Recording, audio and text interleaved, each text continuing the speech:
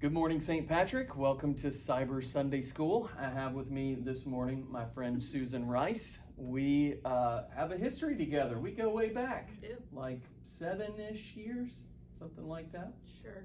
And I am a huge fan not only of Susan as a person, but also her ministry, and have gotten the honor and joy of participating on a small scale with some of the things that she does, and have always been very blessed by it. So why don't we start with, who is Susan Rice? Sure. I am wife to Mark, mom to Wynn, a proud member of the Rice family that has been a part of St. Patrick from the beginning, and I'm the area director of Memphis Capernaum Young Life. Okay, so Capernaum, for people who don't know, they may just go, okay, I think that's a Bible word. Sure. I think that's connected with Jesus. It is. They might have an idea of what Young Life is. So can you maybe talk first about Young Life and then how Capernaum fits into that?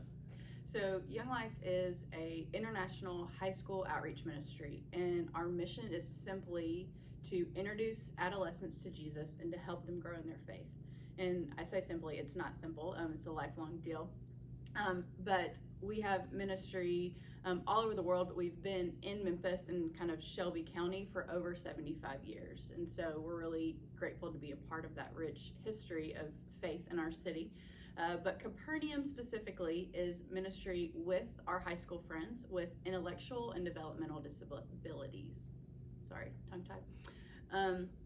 And so for us, that means students who are 14 to 22 years old, because they can be 20, you can stay in high school until you're 22 in the state of Tennessee. And they go to schools all over Shelby County. And so that's who we get to hang out with day in and day out. So what schools are you participating with? We have students who come from Collierville and Houston high schools, Madonna Learning Center, Concord Academy, and then a number of Shelby County schools, Avon Lennox, White Station, Overton, Southwind. I'm definitely forgetting some, but we have, on any given year, there's about 8 to 10 schools across the county that we have students who come from. Okay. So what's the range of disabilities and differences that you're dealing with here? It is the full gamut of abilities. So we, a lot of times in the disability community, there's, just because the word disability encompasses so much. It is a very broad general term. So for our friends, intellectual and developmental, those two spectrums themselves are also very wide. And so we have friends who are able to be much more independent than others, but everybody's welcome. There's no disability that is disqualified. We just ask our families, we just want our friends to be safe when they're with us. We want our families to trust that when their child, who is, any parent knows that, like, that is your just treasure, that they feel safe and they feel confident that when they're with a Young Life leader, that their kid is going to be cared for almost as well as they would be if they were with mom or dad. And so we just take the time, if somebody has different needs that we might not be necessarily equipped for on the front end, we just take the time to learn from mom and dad. They're the best teachers. And so we want to learn how to transfer somebody in and out of their chair if that's what we need to, or help them eat in a way that might be different from how you or I eat, or if they need help walking, we're just going to learn what that looks like to walk a little bit slower, a little bit differently, just so that they can know that they are welcomed and wanted exactly how they are, that we're not asking them to make any changes or be any different than who they were created to be. So how do you have opportunities for them to interact with, like, typical or normally abled students in the area, and what does that look like? Yes, so one of kind of the main vehicles of ministry we have in Young Life, we call it Young Life Club, and every Young Life all over the world has Young Life Club. It just looks different a little bit within the context, but that is one of the main places that we love to invite their peers, especially folks they go to school with, that they're seen in the hallway. We want to invite them in, and that is how I got into Capernaum to begin with, is that I took my high school friends from Collierville High School, and we went and served alongside another Capernaum area.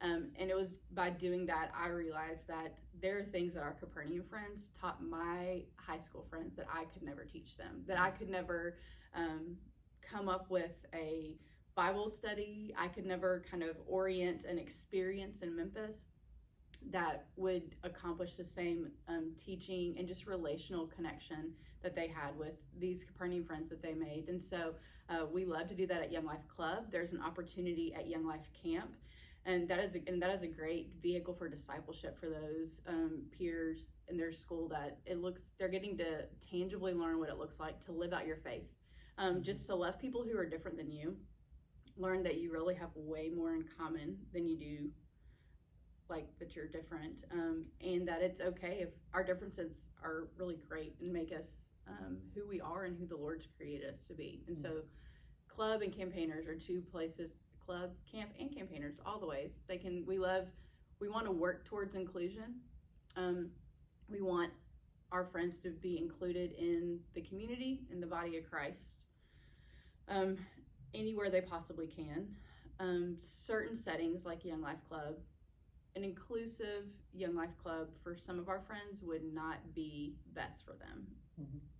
Too loud, too many people, sensory overload for me sometimes, and so it could be sensory overload for our friends. And so we want to offer them a choice of traditional Young Life or Capernaum, or both. They can choose both, but a lot of times our friends and their families don't have a ton of choices, and so the more choices we can give them, it feels more honoring and dignifying of them.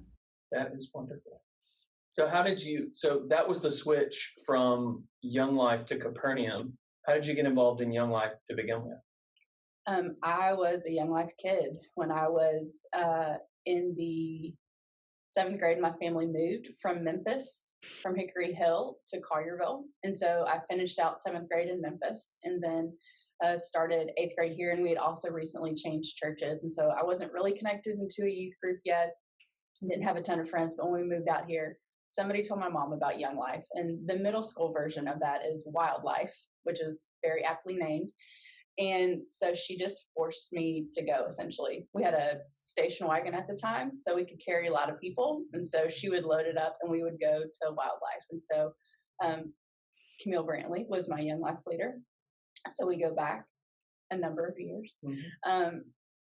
And so then I've been involved ever since as a club kid. I went to campaigners, I went to camp, serving in different ways, was a volunteer leader throughout college, and then graduated college and came on staff with Joel and Camille at Collierville.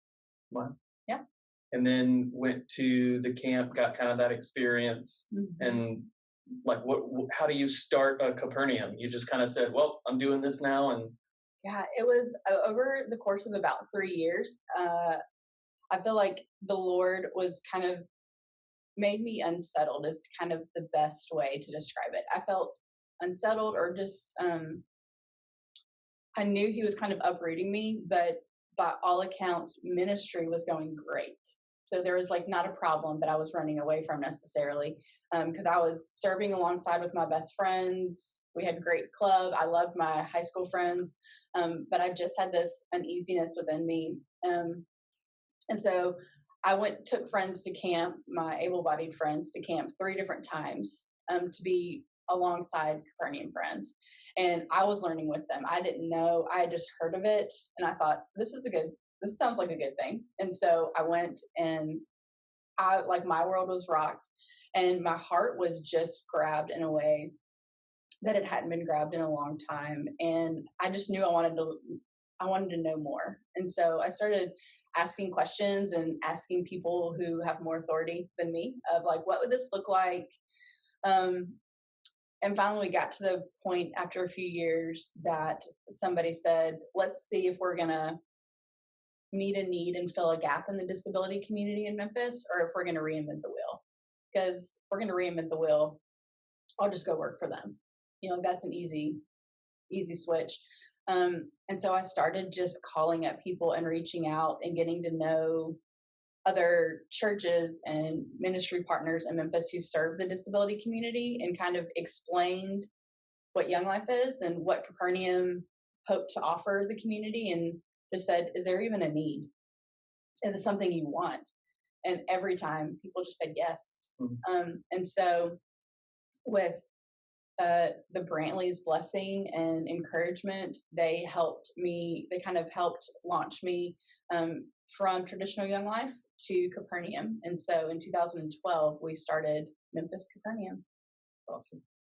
Now, you used one of our favorite words a few minutes ago, discipleship. Yes. And I also love that the way you're talking about discipleship is one of the things we really try to emphasize, which is that it's not just instruction, but there's also immersion and imitation elements. And what you've been describing in your own discipleship in this area is an immersion in this world. Can you tell us a couple of the things that your friends have taught you by your immersion in their world? Yeah. I think what pops to mind immediately, it feels obvious, but maybe it's more obvious because we're in this COVID season. But our friends really invite us to slow down. For a lot of them, they either like physically move slower, they may talk slower, or they may speak in a way that we have to listen more intently, or we might just have to learn their language, or there's all kinds of things, but to really build a relationship with them, to build a true friendship, which is what we want. Because the alternative is like, we're not trying to pity anybody and give a handout. Like, we want genuine friendship with our friends, because we believe that it's through genuine friendship that we have the opportunity to share the gospel. And so it forces us just to slow down and to just sit or walk really slowly. And so we can't just rush through that friendship, and we can't just sit and fire off questions at them, because a lot of them, they process differently than we do. And so they just need time and space. They have an opinion and they have an answer, but they're pretty smart in that they know that they can just say, I don't know. And they won't be kind of forced to think. They'll get an out. And so to really know them, we need to give them that space to really think and kind of formulate that. So that's probably, they invite us to slow down, which we all know is really hard. I think we've all felt that tension over the last 8 months. But also just something about the consistency of consistently showing up in their lives, getting to know them because of how the way that they're created. It is really important to know them well, to keep them safe, to know how to care for them in all the ways, just like we would want to know how to care for any friend. And so for a lot of our friends, it just takes a little bit longer to learn that. And that comes with consistency of just continually showing up. And it's a good spiritual lesson for, our personal discipleship with the Lord, of continually showing up in the soul room, continually showing up in places where we're going to grow. And our friends teach us that we learn more when we are consistent. We learn more of who they are when we are faithful to show up. So I'm a big fan of consistency, which is one of the reasons why COVID has been difficult for me. Can you talk about how difficult it's been for your friends and what you've been able to do to mitigate some of the uncertainty and inability to gather? Yeah. For many of our friends, they would definitely fall in what we've known to be called as like the vulnerable population. But for also many of our friends, just because they have a disability doesn't mean they're medically fragile. The two are not exclusive together. And so, but also for families, just like all of us, some families are over it and are willing for their kid to go out and do whatever. And other families are making very calculated risks. Going to school is the one place they will send their friend. And so within Young Life, we've always kind of one of our main policies has been if school is canceled, like we are not doing in-person events. And so in the spring, it was initially like, okay, we can do a few things on Zoom, and we did. We had Young Life Club on Zoom, and Young Life Club involves singing and playing games and being silly and talking to each other and laughing and a gospel presentation and circling up and talking about that together. And so we got to figure out how to do all of that on Zoom. And we've actually been doing Young Life Club on Zoom since the end of March. And so that's been interesting. And one big thing that I learned in the midst of it is a large portion of our community comes from under-resourced communities. They don't have the technology in the home that everybody else has.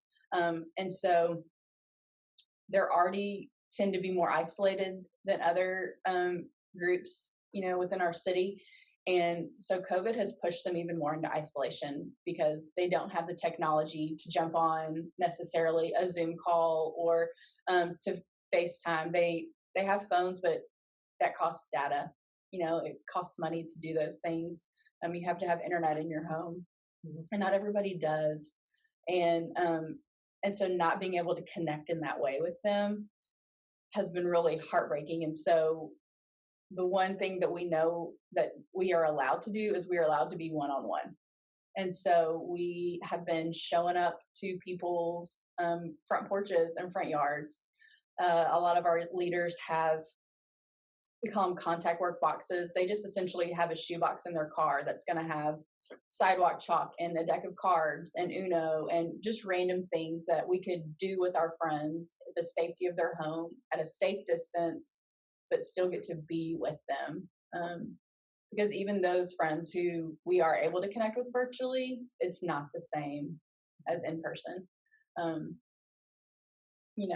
Learning how to mute when it's appropriate and, like how do you appropriate Zoom etiquette? Like we're all having to learn it. And so it's a little bit trickier. But what a gift of it all has been is our parents for the first time, our friends' parents have been able to see Young Life Club. They usually drop their kids off at the beginning, they go away for a couple hours and they come back.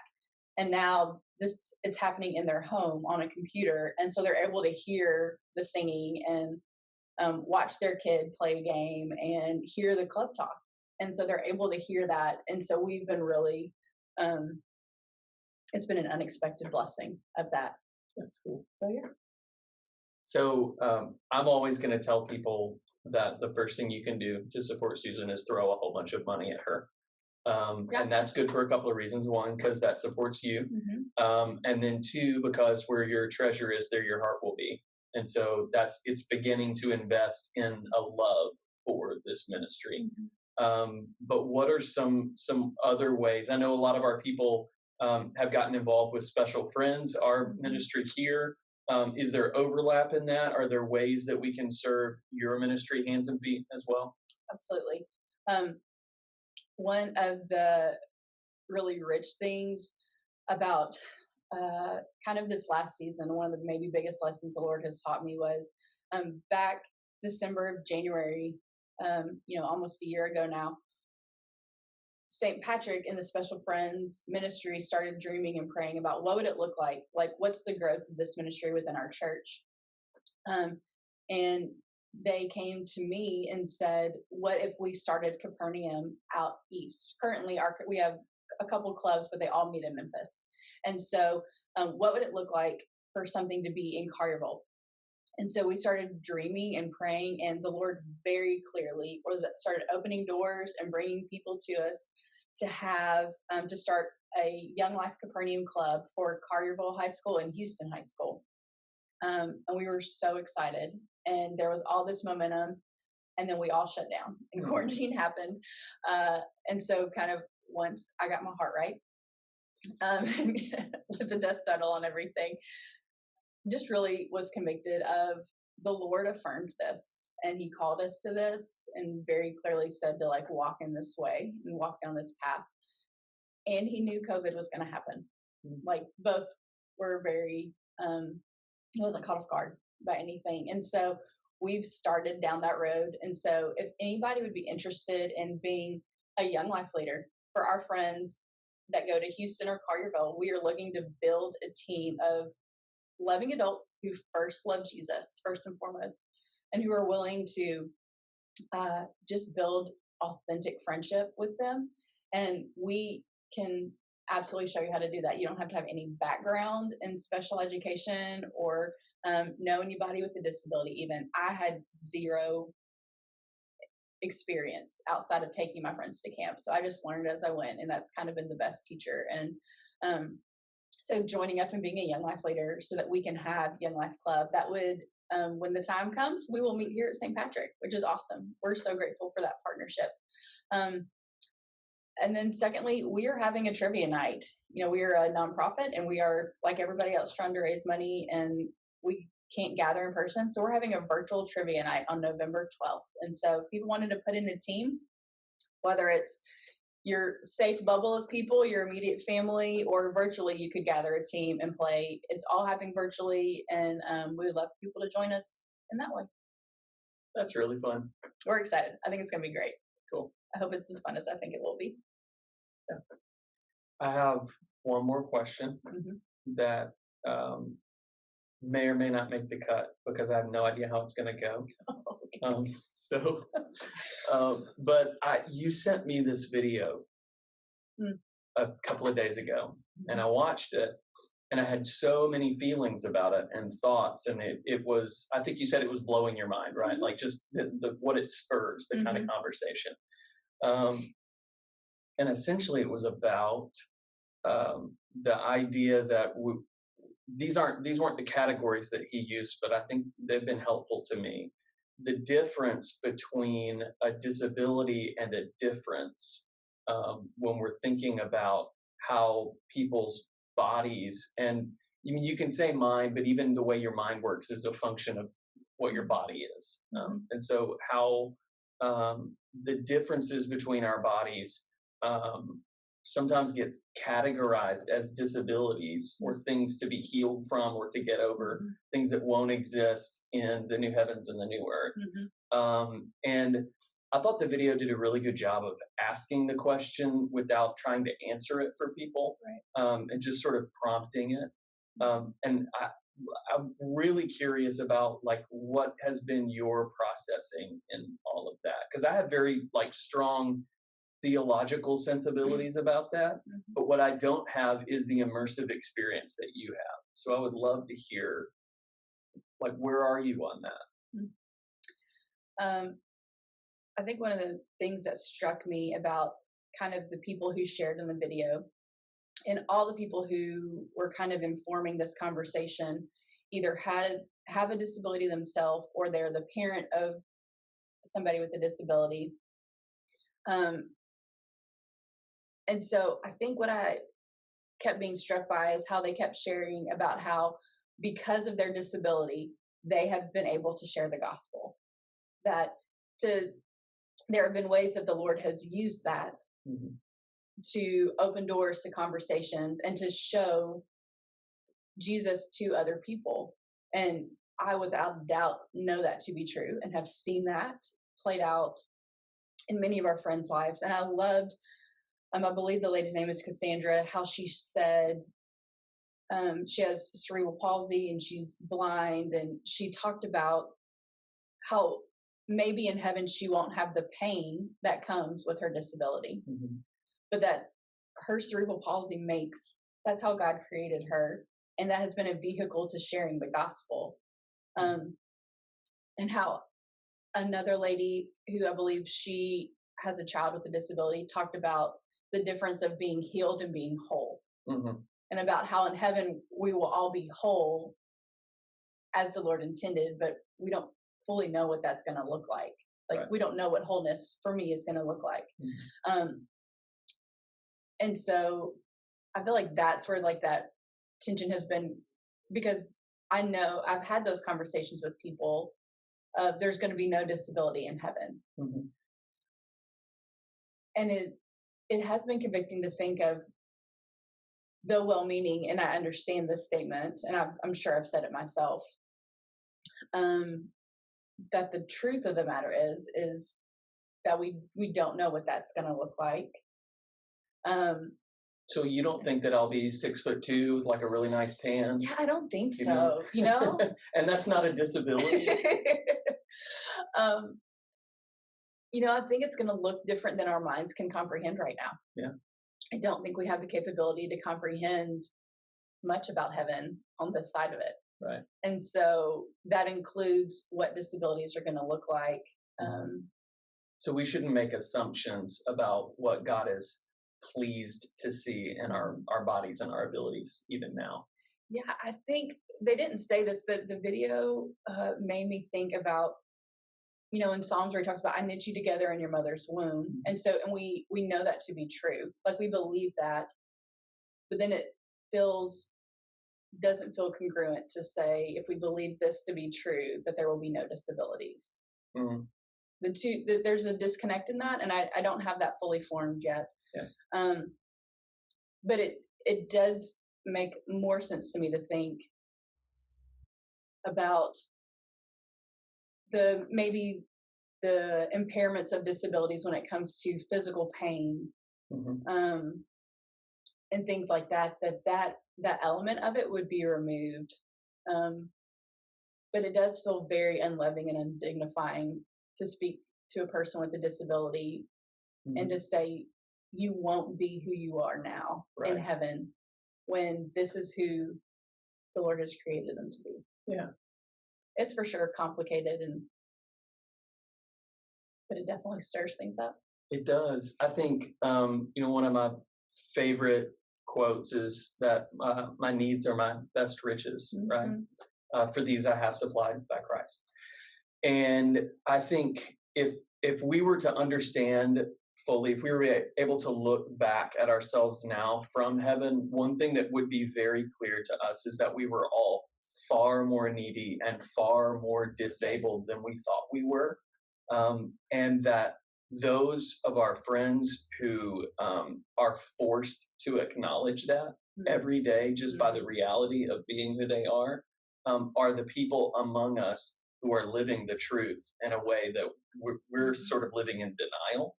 Mm-hmm. And there is real glory in that. That, I think, connects us well to what Paul says about our weakness is where our strength is. Mm-hmm.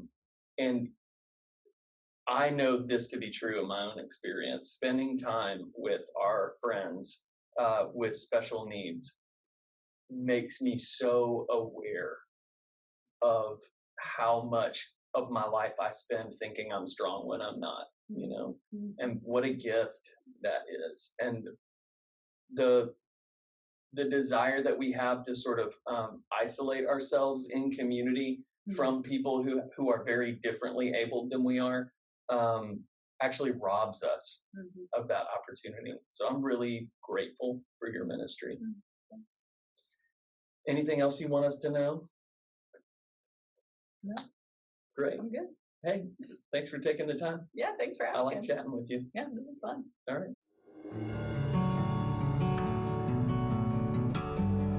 Young people with disabilities is a little bit of an unreached people group. There are teenagers with special needs in every neighborhood in every city of the world. And they have their own unique sets of challenges.